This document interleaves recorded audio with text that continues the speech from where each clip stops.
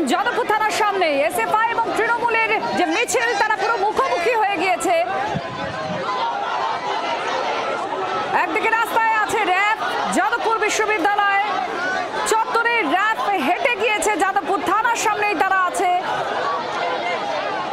যানজট মুক্ত করার চেষ্টা চলছে, ধীরে ধীরে গাড়ি চলছে, আর তার মধ্যেই দুপক্ষের স্লোগানিং চলছে একেবারে মুখোমুখি। এসএফআই এবং তৃণমূলের মিছিল মুখোমুখি হয়ে পড়েছে, আর ক্রমাগত চড়া স্লোগান, উত্তপ্ত হচ্ছে পরিস্থিতি।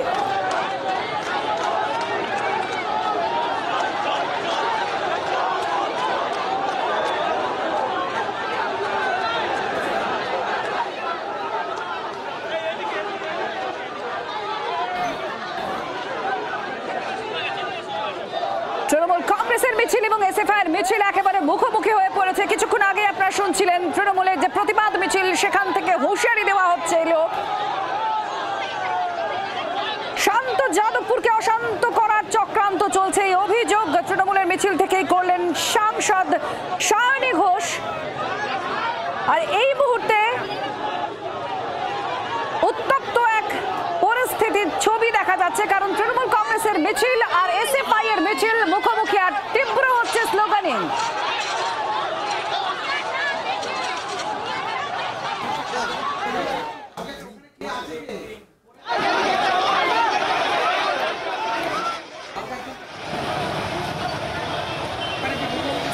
এই মুহূর্তে ছবি আমরা দেখতে পাচ্ছি, পরিস্থিতি আজ যথেষ্ট উত্তেজনা রয়েছে। পুলিশ প্রশাসন কোথায়?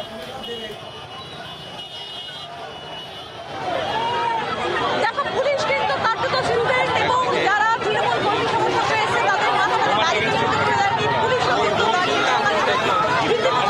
চেঞ্জ করে দিয়েছে, কিন্তু বারে বারেই কিন্তু কার্যত সেক্ষেত্রে উত্তেজনা এবং যেখানে আমরা দেখছিলাম যখন যে মুহূর্তে অরবিশ্বাস শব্দ করাচ্ছে সেই মুহূর্তেও কিন্তু কার্যত এখানে সেক্ষেত্রে স্লোগানিং শুরু হয়। অন্যদিকে আবার সেক্ষেত্রে তুমি সঙ্গে থাকো, আপনারা শুনতে পাচ্ছেন স্লোগানিং চলছে, স্লোগান পাল্টা স্লোগান। তৃণমূল কংগ্রেসের মিছিল আর এসএফআই এর মিছিল একেবারে সামনাসামনি, স্লোগান আর পাল্টা স্লোগানে উত্তপ্ত হচ্ছে পরিস্থিতি।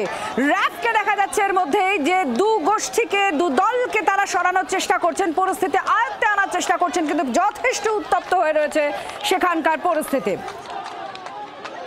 রাজনৈতিক বিশ্লেষক শুভময় মৈত্র এই মুহূর্তে আমাদের সঙ্গে রয়েছেন। শুভময় বাবু, আপনাকে স্বাগত জানিয়ে একটা প্রশ্ন করব, যাদবপুর বিশ্ববিদ্যালয়ে কেন বারবার এই অশান্ত পরিস্থিতির জন্য শিরোনামে আসে?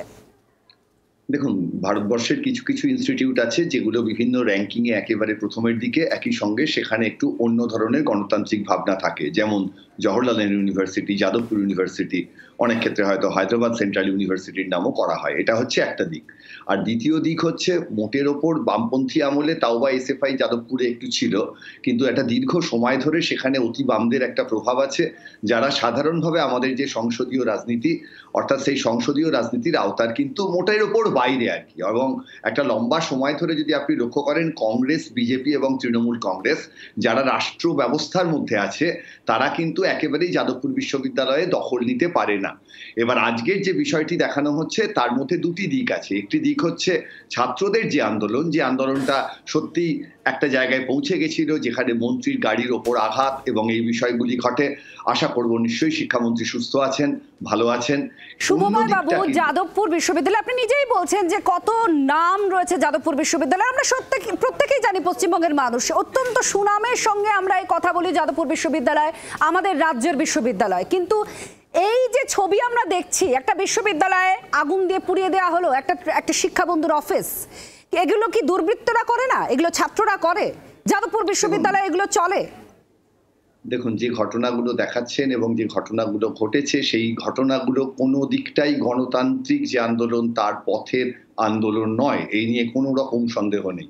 আলাপ আলোচনার মাধ্যমে, সংসদীয় ব্যবস্থার মাধ্যমে যে গণতান্ত্রিক আন্দোলন চলা উচিত, এখানে কোনো দিক থেকেই সেই ধরনের বিষয় দেখা যাচ্ছে না। ফলে তার একটা দিক হচ্ছে ছাত্ররা যে আচরণ করেছেন, অন্য দিকটা হচ্ছে কনভয়ের গাড়ি যেভাবে ছাত্রদের গায়ের ওপর দিয়ে বেরিয়ে গেছে, ফলে গোটা ব্যবস্থার মধ্যে একটা হিংসার ছাপ স্পষ্ট, যার মধ্যে সংসদীয় গণতন্ত্রের বিষয় পরিষ্কারভাবে নেই। কিন্তু প্রশ্ন যেখানে আসছে সেটা হচ্ছে, আমাদের রাজ্যের মন্ত্রী যেখানে যাবেন সেখানে সুরক্ষা ব্যবস্থা এমন থাকা উচিত ছিল যাতে ছাত্ররা যদি এই ধরনের আক্রমণ করতে যায় তার আগে পুলিশ প্রশাসন বা আমাদের প্রশাসন ছাত্রদের কাছে এটা এক্সপেক্ট কেন করবেন একজন শিক্ষামন্ত্রী, যে সেখানে একটা বার্ষিক সভা করতে গেছেন, এজিএম করতে গেছেন ওয়েব কুপার, তিনি ছাত্রদের দ্বারা আক্রান্ত হবেন বা এতটা বিক্ষুব্ধ হয়ে যাবে ছাত্ররা?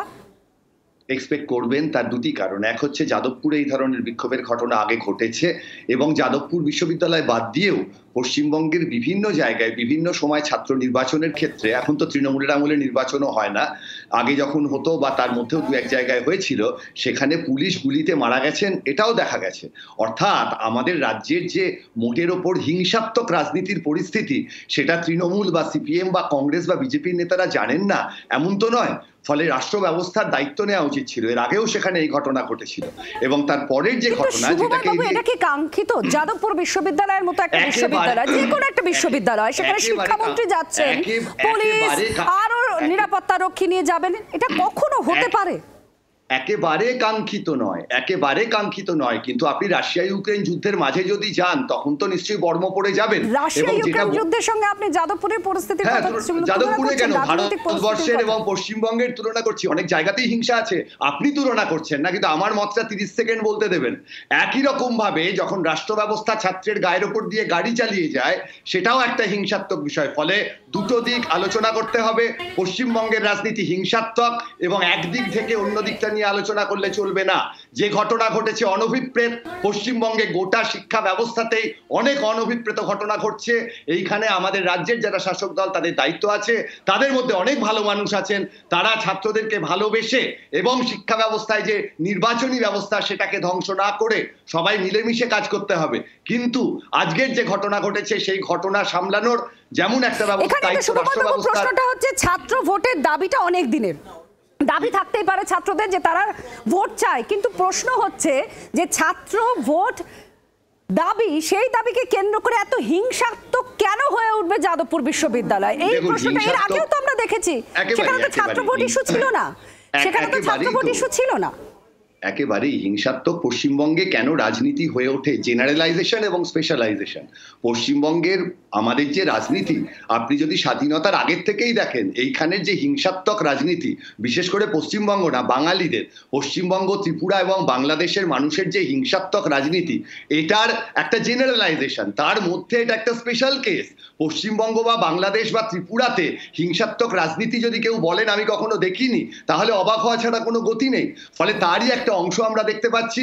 রাষ্ট্র ব্যবস্থা বারবার ব্যর্থ হয়েছে, বিভিন্ন রাজনৈতিক দলের আমলে ব্যর্থ হয়েছে, তৃণমূল কংগ্রেসের আমলেও ব্যর্থ হচ্ছে, এবং একই সঙ্গে তৃণমূল কংগ্রেসের আমলে যেটা হচ্ছে সেটা হচ্ছে এই যে ছাত্র সংসদের নির্বাচনগুলো হলে যে ধরনের সেই সময় অশান্তিটা হয়, কিন্তু তারপর অন্তত বাবা নির্বাচনটা হলো, এখন এইটা না হওয়ার ফলে তারাও একটা ছুতো পেয়ে যাচ্ছে।